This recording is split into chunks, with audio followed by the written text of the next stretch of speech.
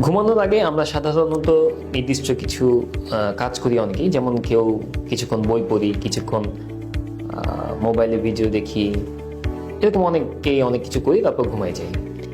কিন্তু এরকম যে ঘুমানোর আগে যে কাজগুলো, এগুলো করতে করতেই যদি আমাদের ঘুমের সময়টা পার হয়ে যায়, তাহলে কেমন পরিস্থিতি হতে পারে সেই ব্যাপারটাই আজকে বলবো।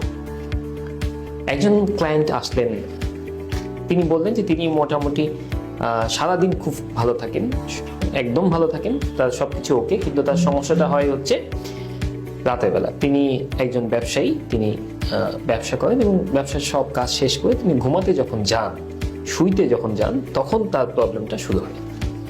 তিনি ঘুমানোর আগে অনেক কিছু তাকে চেক করতে হয়।